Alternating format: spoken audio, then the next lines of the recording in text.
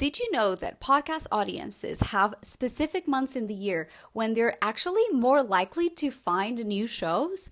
Well, of course, this matters because if you're a podcast host and you want to find new listeners, you can actually focus your efforts on marketing the podcast on those specific months. In 2022, Spotify made a study in the US and they found out that January, March, July, and October are the months where podcast listeners are more likely to tune into more shows. You can see by the graph right here.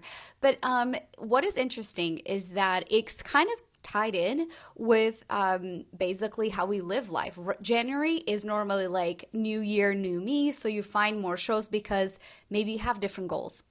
And then March is kind of spring. So for a lot of people, their year only kind of starts in March, or they're basically trying to survive through January and February. And then March, they're like, yes, let's go. I'm ready.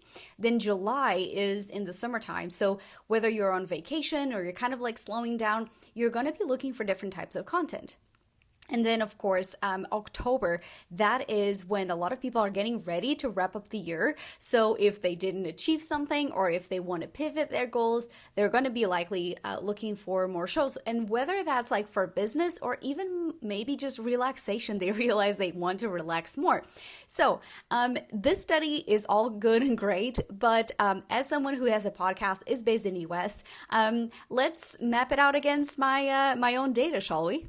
Now, a word of caution here, my podcast from July onward, right in the beginning of July actually, turned from episodic to seasonal. And so basically what that means is that I stopped releasing content from July until early October, so really late September.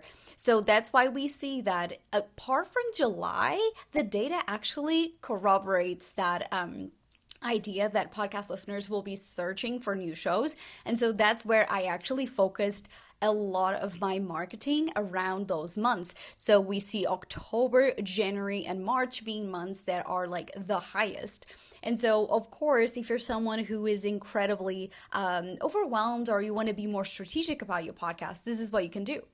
You want to focus on creating more assets that are more generic on social media, for instance. And so what that means, instead of creating a promo for the podcast, you're actually creating like a video like this, more about the things that you cover on your show, stuff that new audiences would be intrigued and want to follow and listen to your show.